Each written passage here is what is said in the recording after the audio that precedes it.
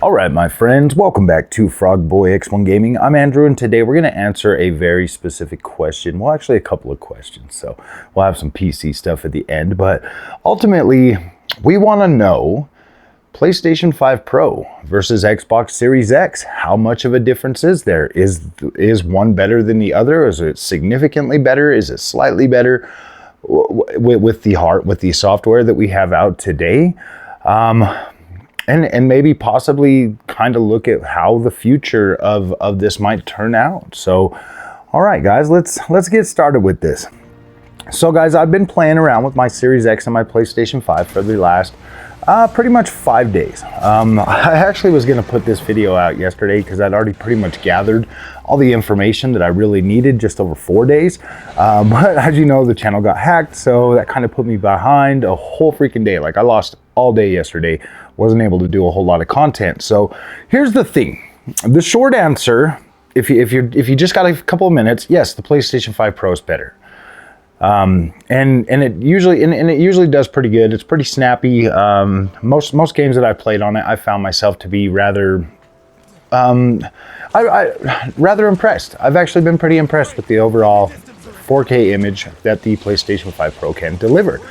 But then when I look at that on the Xbox, guys, and I'm playing these same games and I'm on the Xbox because I put the PlayStation on and I'll play that, and because everything I do kind of goes off my feelings, how I'm feeling about the game. You know, as I'm playing it, like, what are my thoughts? How does this look to me? Is this something that looks good? Does that look good? You know what I mean? Like, I'm just one of those very perceptive people that look at the image quality because I like to see beautiful things in my games. I do, absolutely. You know, I like to just run through like big open worlds and stuff like that. And so I'm constantly looking at things and I'm like, oh man, I like that. I like the way they did that. I admire the visual quality that these consoles and gaming just brings in general. I mean, we live in reality and I get tired of looking at reality all the time. So when I get a video game, I definitely want it to look more gamey. In terms of like looking cool, you know what I mean? Like realistic yet cool. But so when I'm looking at some of these games, you know, like I'm playing Assassin's Creed Valhalla, you know, and I'm playing it on the PS5 Pro, and I get in there and like instantly, immediately, like the image quality blows me away. I'm like, damn, that looks really good. And I'm thinking to myself, I'm like, man, when I played this on the PlayStation 5, I was like, dude, I didn't really like it. It looked too sharp. It looked really like, I don't know. I can't explain it, but it did not look good to me in a sense of the way the Xbox version did. And so I'm sitting here, I'm on the PlayStation 5 Pro, and I'm playing this game. And I'm looking at for all of those things that I like to see in games, you know, like the softer edges on the characters, on just in general, you know, just kind of see like this, like, so it's like a softer runoff instead of it just being like really sharp all the way around, you know, like it's almost like you can see like an outline when it's super sharp. It almost looks kind of cell shaded or whatever. But when it's kind of softened off, I really like that look. It's a lot more pleasing to my eyes. And so I'm looking at that on the PlayStation 5 Pro on Assassin's Creed Valhalla. And of course, I'm always going to go back to Valhalla. That was the first game we played on these next-gen consoles. That was the first one that blew me away at 60 frames per second. And that started my whole, like, oh, gotta have 60 freaking mantra that's pretty much permeated this whole channel. So I'm looking at it. Let me hurry up and get through my thought. So I'm looking at it, and I'm seeing that, like, damn, that looks good. That looks softer.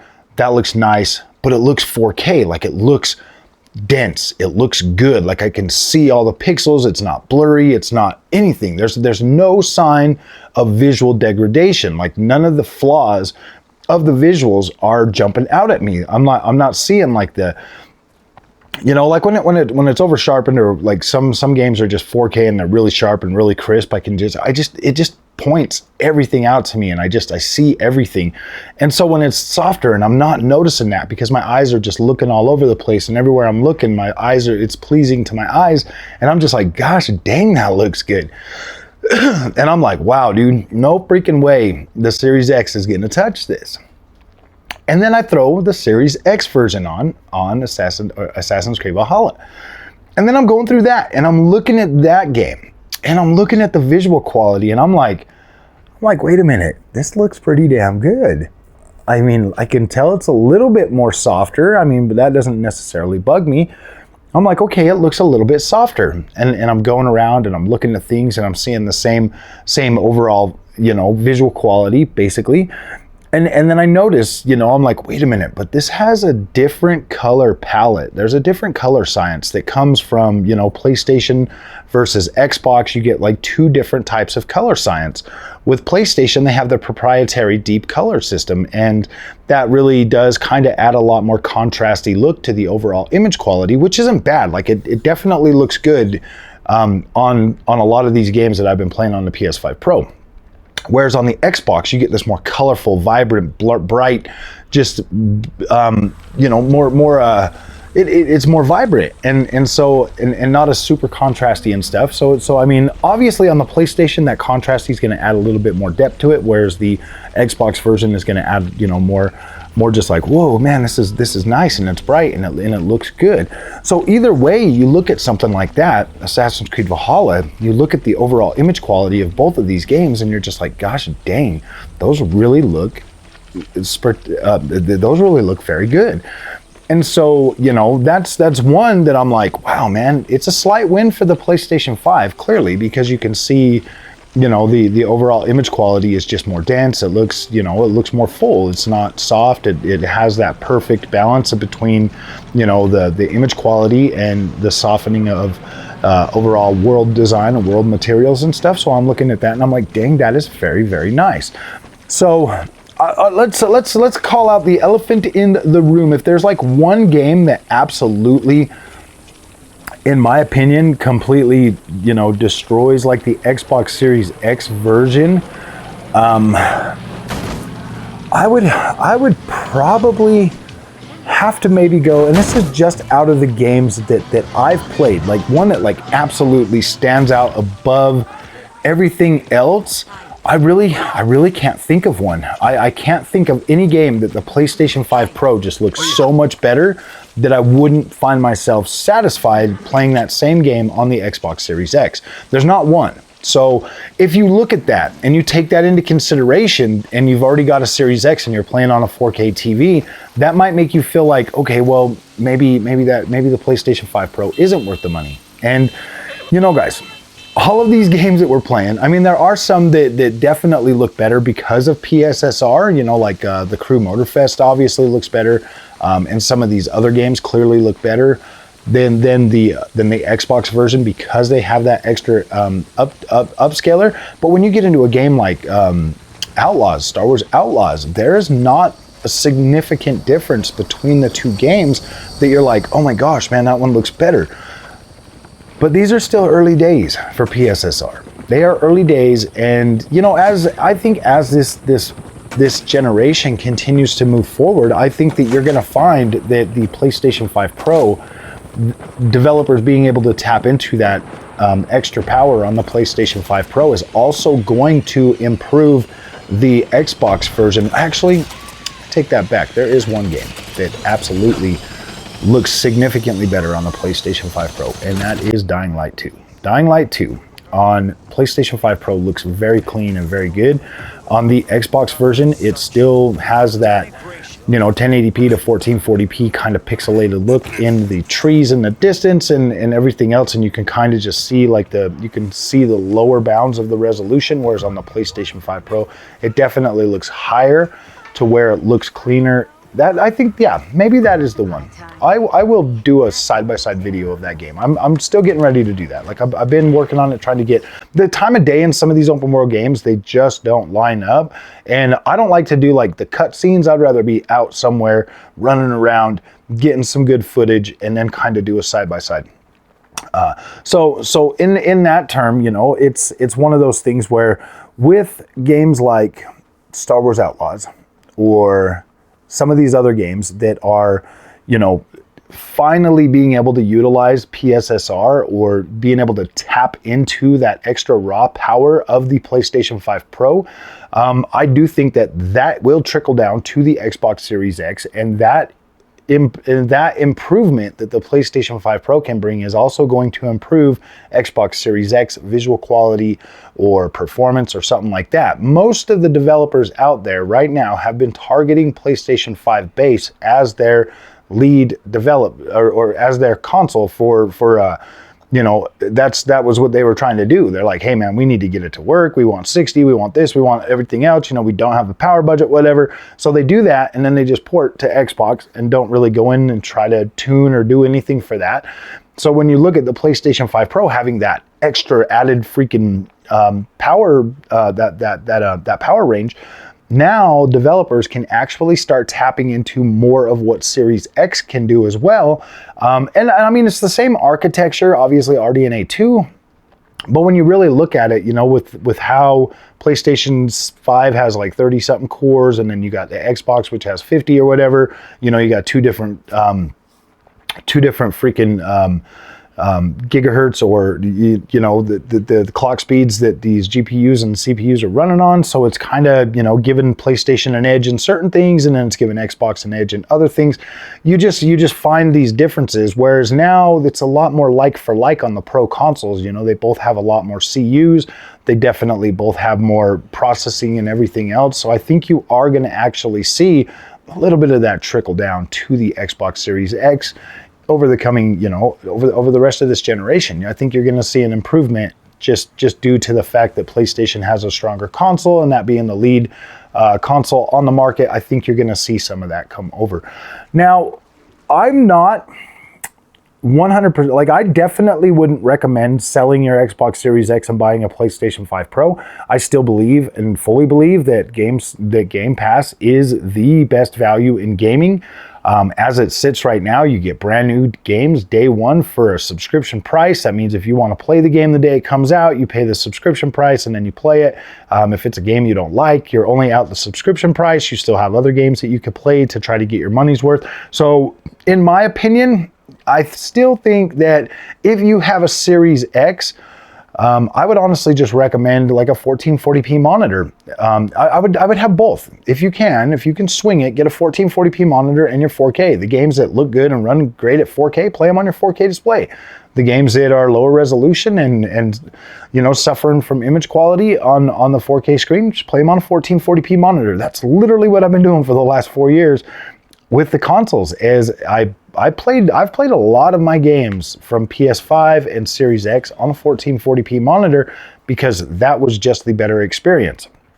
Now, when you look at this situation, and you know, all the games that I've tested, I've gotten so many of them that just over the last freaking, you know, month or so, a little over a month that I've had the PlayStation 5 Pro, I've had to go and buy a bunch of copies of games and stuff, and like really, you know, thankfully we have all these sales going on right now, so you can usually get them about half price and stuff like that. So I've been able to go through and buy a bunch of these games and do some comparisons over these, and really come to like this conclusion that, like, yes, the PlayStation 5 Pro is definitely an improvement, and you can tell that this console is clearly designed for those of you that are 100% not giving up your 4K TV, you know, and that's who it's built for. That's who it's built for. Is it living up to its name? In my opinion, absolutely. Absolutely. It is. I see, but here's the thing, like, I feel like PS5 Pro is better than PlayStation 5 because it gets rid of that over sharpening effect. It gets rid of that, and it replaces it with a denser, more vibrant looking, or a denser looking image quality where it softens the edges instead of sharpens them. And to me, that looks significantly better. I'd take that image quality over a base PlayStation 5 any day of the week. The only way on a PlayStation 5 to get rid of that over sharpening look is to literally play it on a 1440p monitor, because then it kind of gets rid of it. I mean, it's still there sometimes, but it gets rid of it for the most part.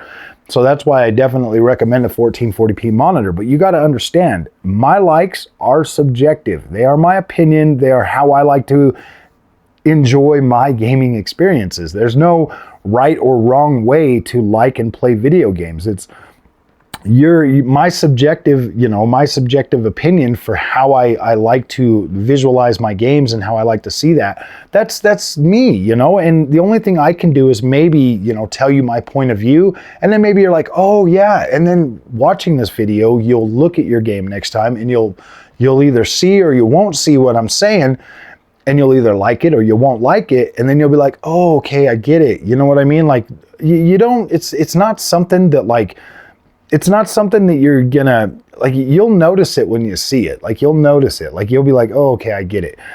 And, so that kind of brings me to the final part of this video. Somebody actually sent me a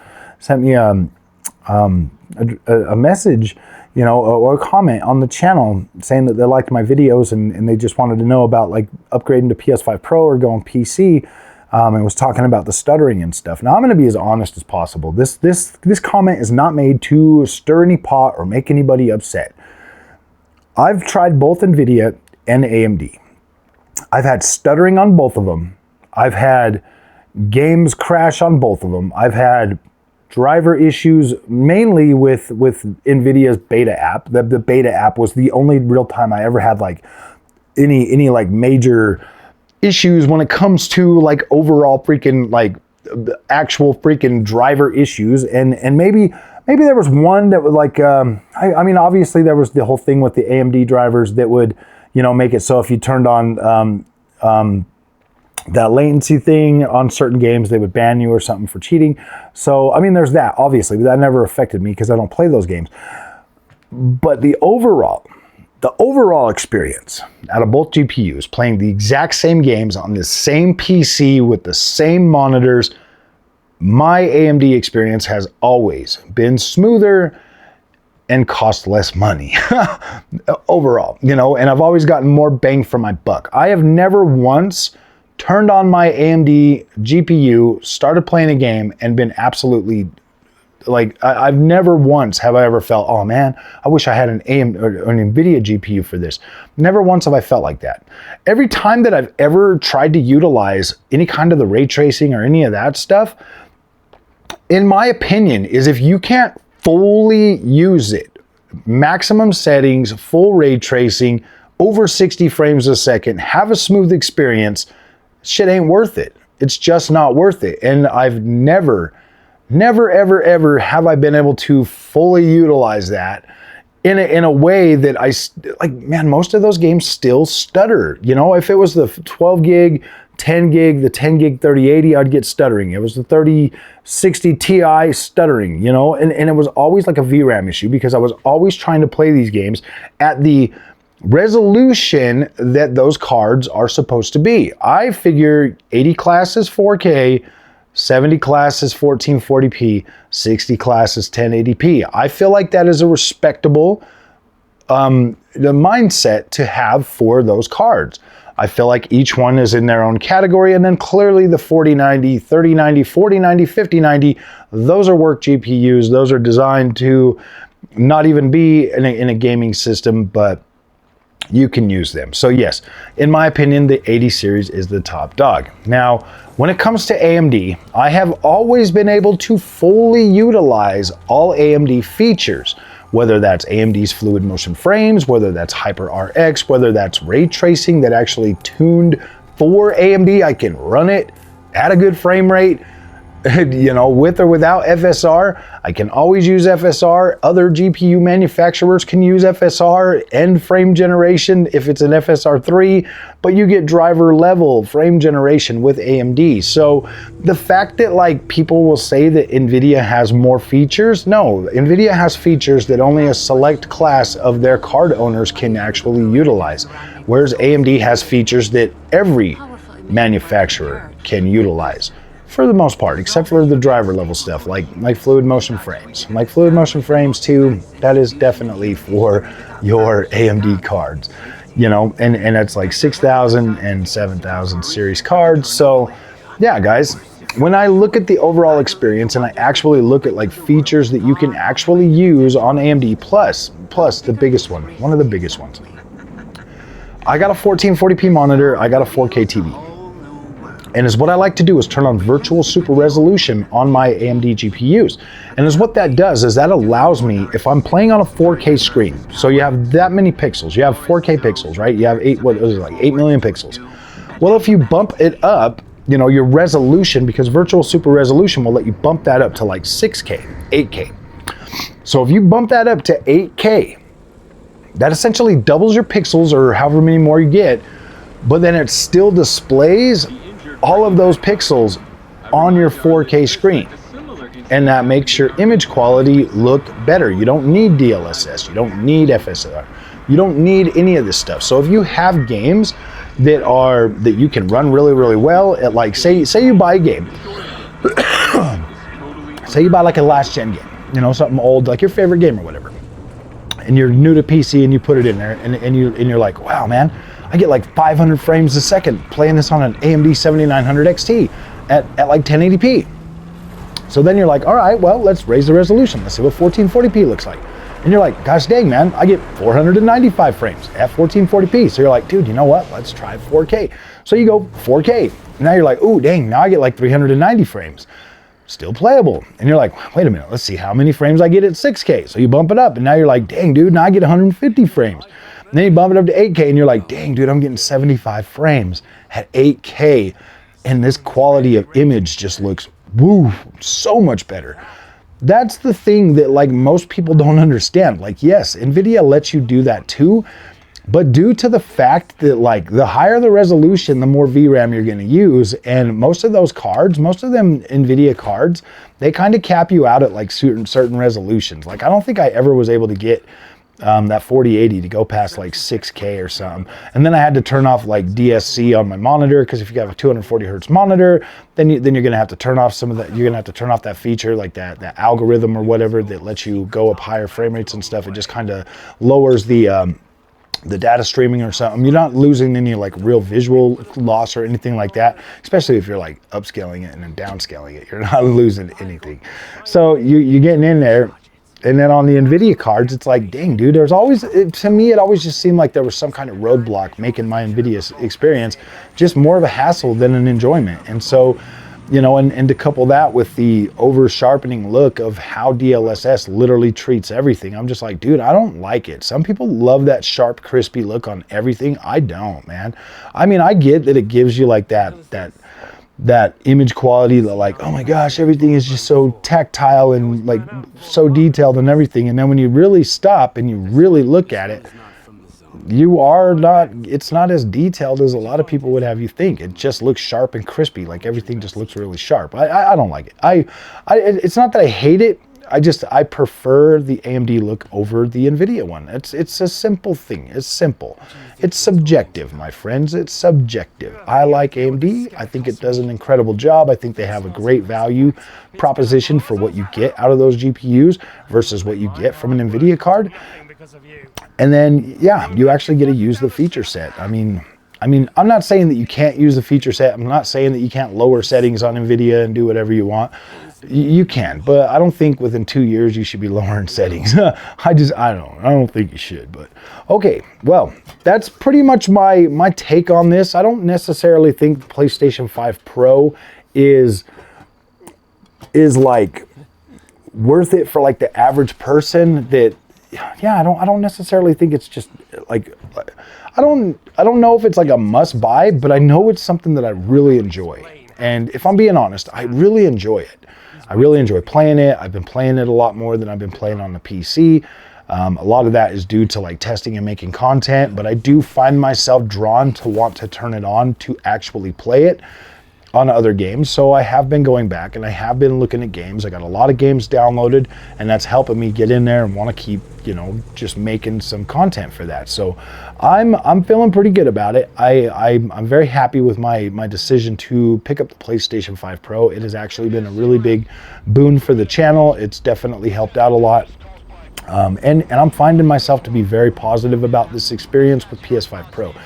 When it comes to Xbox Series X, I love it. I love it too. I love my Series X. I mean, technically my wife took it back today, so she's playing the Xbox Series X. But yeah, it's an incredible console, man. I think they're both great. I think that, you know, if you're a console person and you want a console, those two are the best experience that you can get. PlayStation 5 is no slouch either. I just recommend grabbing a 1440p monitor, honestly, guys, and just save your money for a PC or save your money for a next gen console. If that's something, because we already know that some people are just going to go out and buy it. They're going to buy it. If you got the money and it's new tech, boom, you're going to buy it. If you're sitting on the fence about it, so I guess this is the way I'll answer this question so you guys understand completely. If you're sitting on the fence about it and you're like, man, I don't think there's a reason out there that's big enough to where you should put yourself in financial jeopardy to buy it. But if you got the money and because I do feel like you're going to appreciate it no matter what. Like, you're going to appreciate it. You're going to buy it. You're going to come home. You're going to tune out all the little weirdos on Twitter and YouTube and stuff. And you're going to sit down. You're going to turn on your favorite game. You're going to play it. You're going to smile and you're going to be happy. And you're going to be like, damn, that looks so good. And then you're going to want to get on Twitter and tell everybody how good it looks. And then you're going to hear everybody telling you how terrible it is. And you're like, dude, I just bought one. And they're like, well, I would never buy one. And you're like, yeah, that's right, because I get to play. You know what I mean? Like, you're going to enjoy it. The backward compatibility and the upgrades that you get to like your old games on PS5 Pro, absolutely worth it for me. Absolutely worth it for me. I buy all my games digitally. So yeah, that was worth it for me. If you're buying them on a disc, whew, boy, that's a definite, that right there makes it a lot harder to recommend PS5 Pro without a disc. If all your collection is physical, that makes it very hard. But if you got digital, yeah, dude, if you've got a whole library of PS4 and, you know, PS5 games already, absolutely, you could get one and it will definitely make your experience better. So guys, I tried to get this video out yesterday. Obviously, I was going through the little freaking hack thing or whatever, but here you go. This is the video I've been trying to make for a couple days now. Hopefully you guys enjoy it. Hopefully it answers some of those questions, and hopefully, I don't know, man, I'm probably going to be a pony again. Am I going to be a pony in XBot? I don't know. We'll find out next week. So you guys have fun, and we'll see you in the next one. Thanks for watching.